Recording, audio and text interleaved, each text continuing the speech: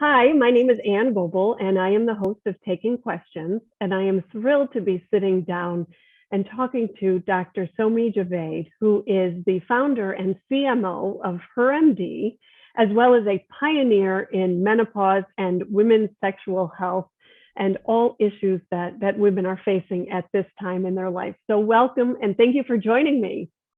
And I am so excited about this conversation today. I hope you are just as excited as I am. You see the smile on my face. I we We're going to be talking about the three S's of menopause, which are skin, sleep, and of course, sexual health. So let's jump in and let's start with sexual health. As you know, women's sexual health has long been ignored. And there's been a real lack of information and treatment out in the marketplace. What was it that inspired you to launch HERmd? Oh, so I would say a very personal story, and then I would say my patients. Mm-hmm. Just real quickly, because I'm a storyteller, I nearly lost my mom when she was 45 to cardiovascular disease due to recurrent dismissals. And if anyone who was non-medical Googled her symptoms, left arm pain, jaw pain, shortness of breath, and her sister and mother had both died before the age of 50 of cardiovascular disease, in and out of hospitals, almost pleading for help. And people, when they hear the story, they're like, surely you guys didn't have insurance or you didn't have access. I'm like, no, my mother was educated. We had insurance. And recurrently, told, oh, it's just too much caffeine or you're too stressed raising your children. Long story short, emergent quadruple bypass surgery.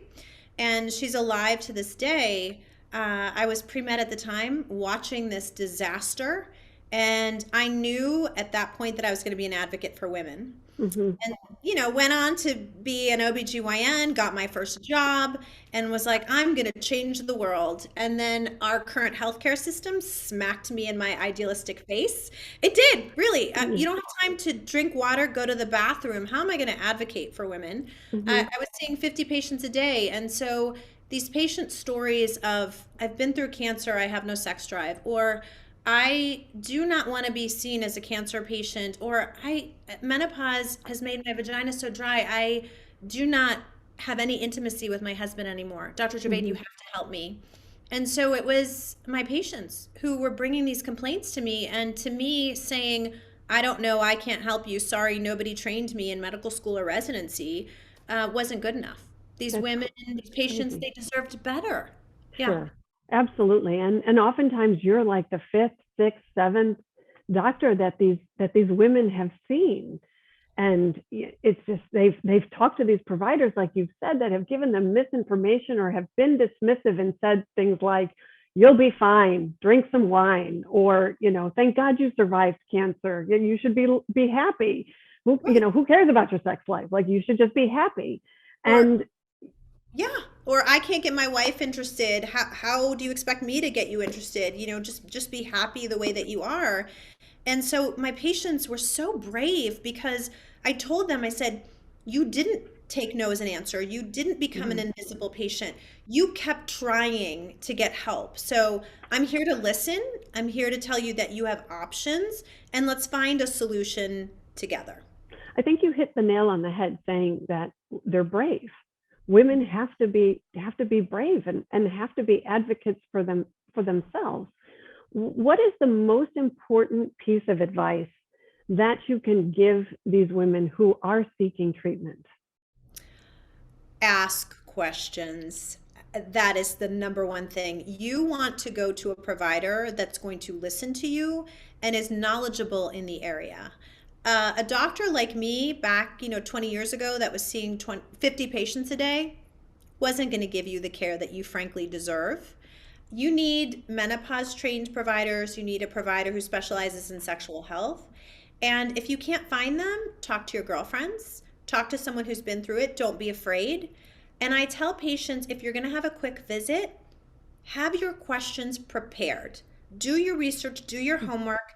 And if that provider, even if that's not their cup of tea, they may say to you, I know someone who does that. You would be a perfect patient for them. And then there's national organizations like North American Menopause Society or NAMS and ISHWISH. ISSWSH, which is a conglomerate of sexual health providers like myself who've done that additional training. And they can help you find providers who are trained like I am, who really, really cater to these areas of sexual health care and menopause health care for women. Well, we at Womaness, we love that you are disrupting women's healthcare. I mean, as you know, the statistic 83 million women in the United States are going through menopause and have sexual issues. In addition, coupled with you spend a third of your life in perimenopause and menopause, you have to be able to get help out there. And it's wonderful to have somebody like you that is a champion for women like us. What are the biggest complaints that you see when a woman first comes to see you? So I head to toe, and I think that is the aha moment for most patients. They've been told or misled that maybe they have depression or maybe they have anxiety or they need vitamins, and they think that menopause is just hot flashes. Mm-hmm. And when I start to tell them that menopause can affect you from head to toe, cognitive decline, what does that mean? I went into the pantry and I can't remember why I went in there. Or I'm in a meeting and I can't find my words, like words I know. Weight gain. Why am I all of a sudden putting this weight on in my middle? Dr. Javaid, I'm eating and exercising like I have my entire life. My skin is really dry. My hair is changing. It's very brittle. Obviously, the menses are gone. The bleeding disappears. My vagina's dry. I can't have sex, or sex hurts. I have no desire, and I swear I love my partner. Orgasm takes forever, and it didn't used to before, or it's completely absent. And so these are and then obviously the hot flashes, the sleep disturbances, I just can't fall asleep, Dr. Javaid. And there are mental status changes too. There's increased anxiety, there is increased depression because, I just listed all those symptoms, and people are like, Dr. Javaid, it's hopeless. I'm like, no, there are so many treatments. There are so many options. But this statistic, you're in this world, 900,000 women in the prime of their lives. I'm perimenopausal too, Anne. Like, I'm right there. Welcome to it. I'm not going away anytime soon. No. They left the workforce because of menopausal symptoms, because there's stigma, there's shame, there's lack of education, there's lack of resources, there's lack of funding. And so up until now, women have just been treated like little men. And right. That's so far from the truth, right? We're not. It's so far from the truth. There are all of these issues that women face when they go in and they're talking about their sexual health, like the stigma of it. Like you said, it's very difficult to talk about it, and we need to talk about it. Certainly lack of awareness. And then can you imagine you're sitting in the doctor's office, you finally mustered enough courage and you're like, I'm going to talk to them and say, I have no libido. And then they tell you, oh, just drink some wine and you'll be fine. Or just be thankful you survived cancer. You have literally made that patient invisible because she may never have the courage to present to another provider again. And that's what I want to end. I want to empower patients. I want to be partners in their care. I want to spread the mission like Womaness does about, giving women choices and being smart about the way they control the conversation in the doctor's offices. Because I want them to take the seat back in the driver's seat. Especially when there's a lack of time, right? If you only do have that short amount of time with that doctor, you want to make sure you're the one in the driver's seat and taking control of that appointment. And then the lack of access. How does a woman go about finding somebody like you? So I always tell patients, your girlfriends, talk to them about it. They're probably going through the same thing. They may have found an amazing provider. Those two organizations I referred to that I'm sure we can give listeners the information about, they'll tell you what providers really specialize in menopause and sexual health care. But the more as women we share information, share experiences, we take away that stigma and taboo and isolation, right, that women feel.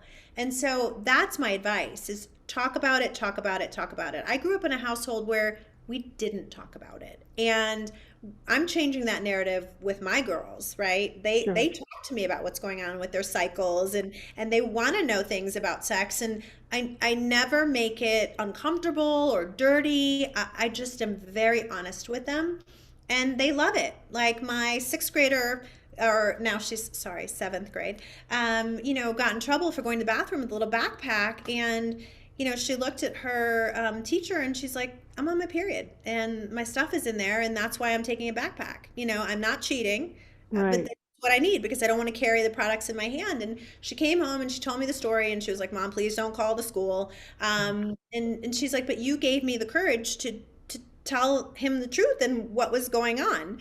And I was like, oh gosh. Oh, that's great. I grew up with four brothers and I have three sons. So can you imagine the conversations in my house? They are not about this. No, no. But they should be because, Yeah. my other goal, Anne, is that talking about your vagina or your sexual health or menopause should be no different than going to your doctor talking about ear pain or Hmm. a fever, right? It's not like we're opting to go into menopause. It happens to us. If we're Sure. lucky to live long enough, we will all go into menopause. Right. And so there should be no stigma and shame, and we're going to eliminate that by discussing these topics and normalizing them. So let's talk about another S. Let's talk about skin. What and why are we getting this dry skin in menopause, and what can we do about it?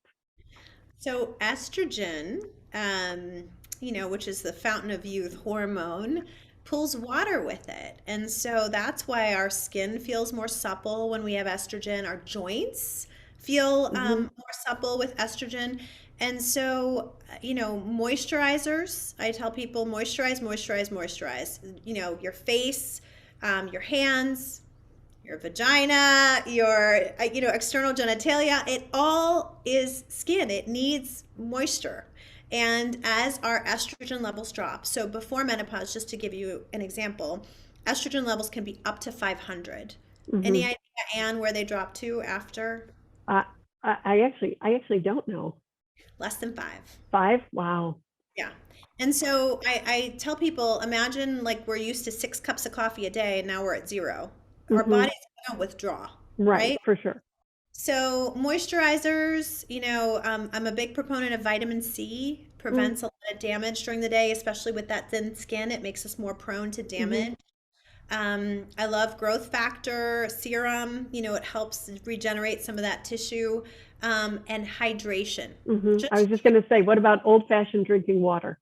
just drinking water, and then Right. also sunscreen, right? Mm. Preventing evaporation, preventing that dehydration that way too, right? Keeping the Right. water that we have in, and then yes, hydrating for sure. Great. And then our third S, which is sleep. And one of our favorite topics now at Womaness, since we just launched a sleep supplement aptly called Let Me Sleep. Um, but what do you tell your patients about sleep when they come in and they're complaining about not getting a good night's sleep, waking up at that dreaded 3 a.m., and just not getting the sleep that they require? Yeah, so sleep is a tough one because it's so multifactorial as to why women are not sleeping during menopause. So remember we talked about there's increased anxiety. So sometimes women can't get their mind to, quiet down. Hmm. Their body may be tired. Um, Sometimes it's the hot flashes. So anytime we're too hot, that disrupts the sleep cycle, right? Hmm. So obviously, just natural things they can do. Your sleep supplements, yes, I love melatonin. I would recommend your sleep supplement. I looked at the ingredients in a heartbeat. I don't tend to like Benadryl, those Hmm. things that put you into a pseudo sleep and make you sleepy the next day. And patients always ask me about Ambien and things like that. Yeah, Right. great for a very short amount of time, but not natural and not Right. meant, like you said, for a third of your lifetime when you're perimenopausal and menopausal. So Right. quieting the phone, I do it too. I'm up in the middle of the night, I'll get on my phone. Don't do it. It's the worst for you. It stimulates you. Trying not to watch TV until you go to bed. Read a book instead. I love the Calm app, Mm. meditation. I'm learning that in my late 40s, and just kind of quieting the noise. And then obviously, if they're hot flashing and uncomfortable, aside from the things that I prescribe, like hormone replacement therapy or other things, I tell them keep the thermostat a couple degrees lower than what you would think is comfortable for you, because that'll help you Oh, that's adjust. a great tip. Yes. And then I know we all like to take super warm or, hot showers or baths. Right. Lukewarm. Lukewarm is what is recommended. And then I would love for Womaness to develop some pajamas. Uh-huh. A couple companies that are making thermoregulatory pajamas and sheets and sleepwear that keep you cool. And I do recommend those as an adjunct. If you can really get the ambient temperature to where you need, you can kind of suppress the haywireness that's Hmm. going on in the body that's disrupting that sleep cycle. Right. Like so many women, I have to change my nightgown in the middle of the night, and I fully have to flip my pillows over, and it's just I have to move to another side of the bed. It's a whole thing, and I'm sure a lot of people suffer from that. Yeah, there's like eye cool patches that are available. There are cooling now pillowcases available for menopausal Hmm. patients. There's a lot of companies that are innovating in this space. Be careful. Don't spend an arm and a leg for sure. Sure. I always tell patients comparison shop, read reviews, you Right. know, um, but there are a lot of things that you can do environmentally that I never want to dismiss because they can actually be very, very helpful. And so I think, and then the other thing that you should not do, all of us are busy and we want to try to get a workout in whenever we want. Hmm. Right before you go to bed is not a great time for a workout. It's No, just, it's not. And so, it stimulates you. And doing that right before sleep is going to be disruptive. And actually, that's you great should advice. work out, And yes, earlier in the day. I get up very early in the morning, and that is my time. So because we're called taking questions, we have taken a lot of questions from our community before this interview. And so I'm going to ask you some of the questions that our community has asked. One wrote in that she's curious about hormone testing, and what do you think about hormone testing? She's had friends that have done it, and these blood tests, but she also had a doctor suggest a saliva test, and she didn't do it because it was $275. So she would love your opinion on these types of tests. Is there one that's better than another? Her primary symptom is hot flashes. So she'd love your advice. And this is hysterical because I'm traveling right now and because we're scouting other HERmd locations. And once the Uber driver found out what I did, she asked me the same thing. She's like, Is "Oh that my right? God, I went to this naturopath. They offered me this like urine testing and it was $700." And then I got on my soapbox. So here's the thing. A lot of these alternative or pop-up hormone shops that women go to when the sixth or seventh gynecologist does not help them are sometimes opportunistic. I'm evidence-based, I'm data-driven, very forward-thinking, but still want a great deal of science, behind Mm-hmm. because I want to make the safest recommendations to patients. I'm still a big believer in blood testing, Mm-hmm. and a lot of places will offer spit testing, saliva testing, Mm-hmm. urine testing because they don't have the capabilities, i.e., providers who can legally order blood testing. So Mm-hmm. buyer beware because Okay. most insurance companies will cover blood testing. And so what you need is an FSH, Mm-hmm. follicular stimulating hormone. That is the menopause hormone. You need that for a diagnosis of menopause and your estradiol level. And for women who have sexual health complaints, I check a testosterone level as well. Yes, Anne, we make testosterone as well. We just don't make as much as men. But those are the three tests that are the minimum that you need. They can be drawn from your blood work, and that's the way it should be done. There's lots of data to support that. And usually, as long as your provider puts in a diagnosis of menopause, insurance companies should cover that blood testing. So it shouldn't save those dollars for something else. Buy yourself some Womaness products instead. Someone wrote in asking, and it's not one of the S's, but it's certainly something that is relevant. It's hair thinning, Mhm. and any advice on hair thinning products? Yeah, so make sure, a lot of women assume it's menopause, but please, there are so many other reasons for hair thinning. It may just coincide. Make sure it's not a thyroid issue or that it's not anemia or a vitamin deficiency, that's the first thing we do in our office is make sure Hmm. there's nothing else going on. There are also some dermatologic or skin or scalp conditions that can cause hair thinning. And so you have to make sure someone looks that there's nothing else going on, that it may need like a little biopsy to make sure there's nothing else going on. So vitamins, hydration, sometimes hormones can help with that hair thinning. I'm a big proponent of B12, especially if your vitamin levels are low. There's some great supplements for hair Hmm. as well. And not over treating your hair, so a lot of that processing that all of us like to do, obviously me as Right. well, Me. can damage that hair. Yeah. I get my straight hair straightened. My hairdresser's like, I'm stealing your money. I'm like, I want it straight. Um, but yes. So let's go back to hormones. And speaking about hormones, this person has heard mixed messages on taking hormones. Are they safe or should they be avoided at all costs? And what are the risks? And are there any benefits to them other than easing menopausal symptoms? She saw someone on YouTube who said they helped prevented something serious like breast cancer. So yeah, I'm going to give you the 25-year history of hormones in like a minute. So there was a study came out, Women's Health Initiative, that basically said hormones are evil, will cause cancer, dementia, heart attack, stroke. Stay away from them. When we actually break down the data and look at it, it was a very poorly designed study. They only used oral medications. When we switch from an oral medication to a transdermal, like a spray or a patch, you are 70 times, not seven, 70 times less likely to have something bad happen. They also studied a drug called Prempro or Premarin as well. That was not a bioidentical and originally made from equine urine. Premarin, pregnant mare urine. Mm-hmm. Not a clean drug, like Sure. there's so many clean drugs now. And they included women in that study 70 to 79. A lot of us at that point have developed other medical problems.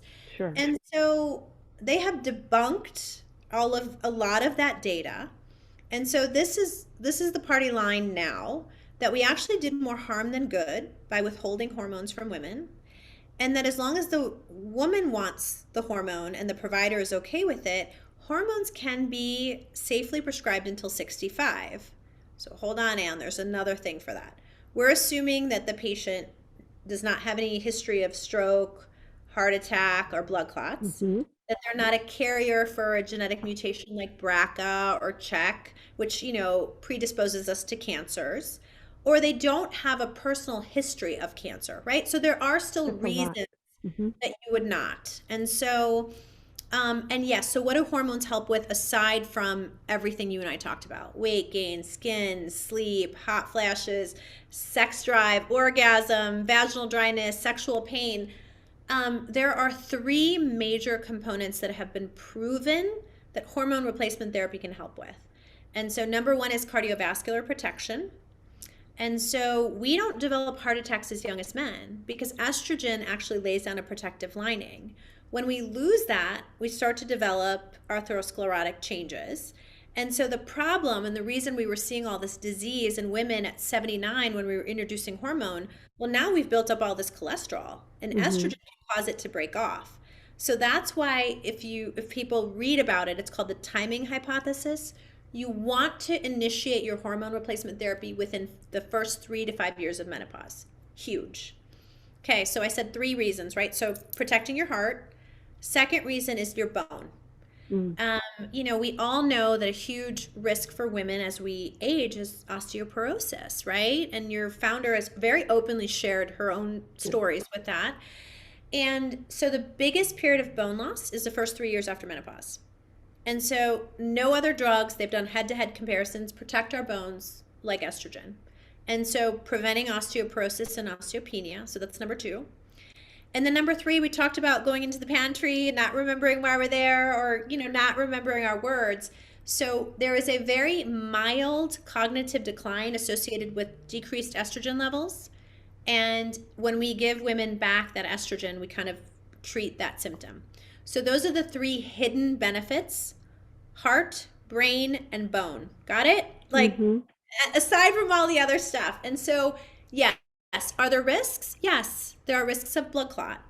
There are risks of, I do not believe that hormone replacement therapy causes cancer, but certainly there are tumors that have estrogen receptors that can grow more rapidly. And so, honestly, there are a ton of hormone replacement therapy options that are safe.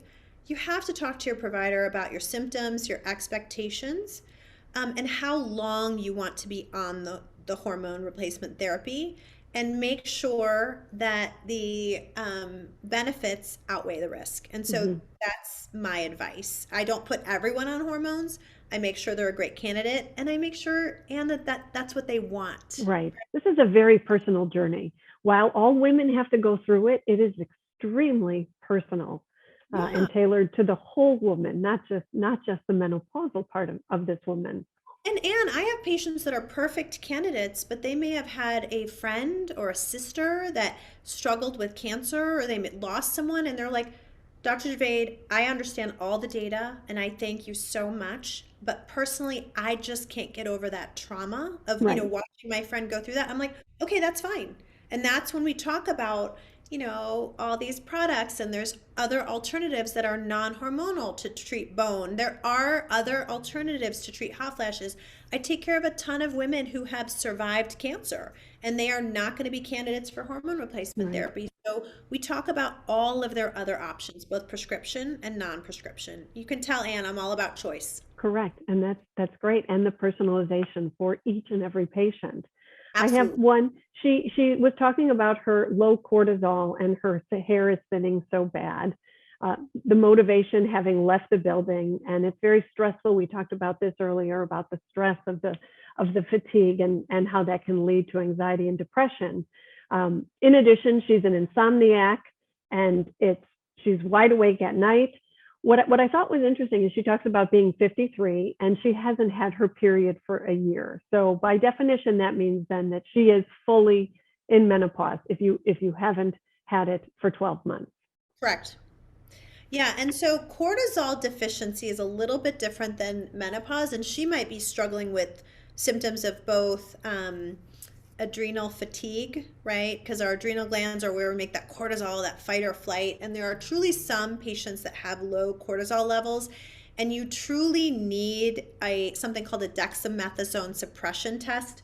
A spot, if she just had, so if you're listening and you just had a spot cortisol test, you have to get a dexamethasone suppression test, because that's not good enough to make the diagnosis. And so you need to see an endocrinologist or someone who really specializes in this type of medicine. And so I myself, as a board certified OB-GYN, may check the cortisol level, and if there's a problem with it, I send my patients to a specialist, because that's what they deserve, not someone who dabbles in this.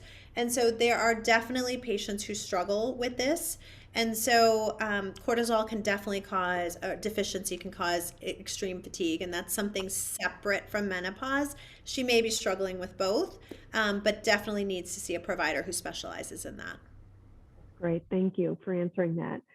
One of the last questions is, of course, again on sleep. This person takes melatonin. Sometimes she takes CBD oil, and she will drink chamomile tea if she does fall asleep. But she wakes up many times during the night and can't get back to sleep. And of course, that's something that we hear all the time. What do you think about chamomile tea? Oh, I love it. You I think do. chamomile is great. Yes. No. The problem with melatonin, as I'm a hypocrite, I told you I'm traveling and it's in my room because I'm adjusting to a time zone change, is we do build some resistance to it. So I think that's what patients struggle with. And that's what I love about Womaness, is that in your product, there are numerous ingredients that kind Mhm. of tackle the insomnia. And sleep is very complicated. Some patients complain that they can't fall asleep. Some patients fall asleep with no problem, but then they have premature awakening. Sometimes it's about getting to the underlying anxiety, and really treating that and helping quiet our mind. And that's where I believe in a biopsychosocial model, right? Treating the hormones, Right. treating what's going on in our lives, in our heart, and our minds. And so there are multiple things. And the other thing is does she have a true sleep disorder? And so sometimes when I have a patient who is really complicated and I've tried multiple things, I will send them to a true sleep center that is Mhm. run by, providers, and they will figure out if there is a true sleep disorder. and they can get diagnosed by a sleep specialist. You know, just like you wouldn't expect that. And they're like, Dr. Javaid, can't you figure it out? I'm like, you wouldn't go to them for a Mm, pap right, smear, right? right. Like, yeah. And so at this point, we've tried, you know, the most common things and it's not working. I really want you to get an adequate diagnosis so we can figure out what's going on with you. So, final question. What do you're a mother, you have daughters, and you're talking very, very openly with them about that, and I applaud it. What do you wish your mother had told you about sex and sexual health when you were younger? So it's very interesting. I feel like there was a very mirrored experience for me, both with my mother and with medical school and residency. Sex was always about contraception, right? Like how not to get pregnant, or when you're finally trying, like how to Right. get pregnant. And I feel like that was my limitation even in medical school. There was nothing beyond that, like pleasure, right? How great and beautiful and wonderful sex and intimacy can be. And I think that is the message that I want to give to people, that sexual health is another vital sign. It is just as important as everything else in your life. Like women and you know who are having sex on a regular basis, their pelvic floor is healthier. They have lower resting heart rate. They have lowering resting blood pressure. They're less likely to break up or lose that relationship that may be so important to them. And so that is what I wish that I was told. Beyond sex is not just about, you know, having a baby or preventing pregnancy, that there are so many other aspects of ownership of sexuality and sexual health. Well, thank you so much for joining me, for taking questions. This has been just an amazing conversation. And on behalf of those of us at Womaness, we appreciate everything you are doing for women and being a champion for women's health, especially in the area of sexual health. So thank you for joining me. And thank you for helping me spread the word about menopause and sexual health and opening this dialogue for so many women that need it. Thank you. Okay, so I'm not going to hit record because I think I'll lose you. If I And I hit love stop your recording. energy. Thank Oh, you. thank you. Thank you. This is so much fun for me. I used to work with Michelle at Real Simple. We were colleagues together for many years. And then you get to the stage in your life and people say, what do you want to do for your career? What do you want to do next? And, you know, I was in the publishing business for over 25 years. And I'm like, I just want to work with people that I like, working on a brand that I really want to champion. I was lucky that I worked for these great marquee brands. I worked for InStyle, I worked for Real Simple, and now I work for Womaness, and I am that consumer. So Michelle was like, I'm looking for somebody who is literally your age that's willing to talk to women all day long about menopause. I'm like, that's me. And it's so, you know, I will tell you because I speak to a lot of non-medical people. Well, medical people are just as awkward. But it was just so easy for you. It was great. I mean, Oh, you good. I'm you glad. I'm tell glad your you do this all the time. So I appreciate your feedback. yeah, no, and it's like sometimes it's like for me, like I have high energy, so it's like pulling teeth, but this was like so easy and Good, natural, which is good. good. Um, I have a personal favor to ask Of you. course, anything. So, you know, I have never struggled to get something published. Like, you know, I have a pretty good network with as low Hmm. budget as we've been. And we are now finally circulating our press release and we're looking for exclusive writers. And so we have shopped it around for about a week. And I just don't want to send this press release into the wild. We are Right. truly looking. So if you have anyone in your Rolodex who you think would be interested in this, and what's so unique about the HERmd story is that we are truly the first brick and mortar dedicated to menopause and sexual health that take insurance. And as a minority founder, That's huge. I was told my success rate was 0.5%. Come on. And when I told Sally was That's, shocked. She's I'm like, shocked. we raised 10 mil in our Series A. Yeah. The investors, we closed at the end of August, but they wanted to keep it very quiet until we had a CEO. And I have shopped it too. So Jane, who wrote the article about the October event, She passed. We have a lead at Wall Street. They passed our PR person because we finally have the money now to hire a PR person. And then I gave it to my contact at Vogue, who also writes for a couple of other magazines. Yeah, And they all do now. All of them are working on several different brands because of the way of the and she's world. such a HERmd fan, and she's Yeah, a minority woman herself. And so I'm really struggling. And I think what's happened is, Tia raised 100, Maven raised like, and so I really, and I don't even mind taking the minority angle because we're all minorities. And right. so, Well, it's an important angle, and Mhm. you should be talking about that from So the if you don't rooftop. know anyone, that's fine. But I'm like, if you know anyone or anyone in your circle, this Let me think on it. I have, so in my old circle, certainly. yeah. Um, Unfortunately, the world is changing so fast within print publishing. That was where my background was, and like even your friend at Vogue, who oversees probably several different brands and is writing for several different brands because budgets are so tight and circulations are down and revenues are down. The editor, I was the publisher of Shape most recently, and my editor in chief was just let go, and they're cutting left and right, and it's unfortunate. But let me think on it because there are people in my world that still dabble in this. So Yeah, and if not, Anne, it's okay. But I'm like, I'm just gonna no, ask you gotta work with. you have to ask. You have to put it out to the universe because you never know Well, where I'm going to be tomorrow with who I'm going to see, and I'm going to run into so and so and say, hey, you know what, you're doing this now, and and um, I've never like this is new for me. I think because I'm easy to work with, and Kamal and I are so nice to people, and like I yeah, always show up on time. I've never gotten a no. Anytime I've reached out to someone, they're like, "Oh yeah, Javaid," and most of the time they're reaching out to me. They're like, "We saw this piece. You work with right, people. You work with Womaness. You've done this," and so Kamal and I are like going like this, like, why does no right. one want to write this story? So, anyways, Well, but it is a great story, and it's one that's getting more and more airtime. As you've seen, companies want to talk about this, and there's a company like Womaness. Um, it's a great story, and being a woman who is that was the founder, CEO, now CMO, and, um, and MD founded. We are the and only MD founded, so that's yeah. authentic.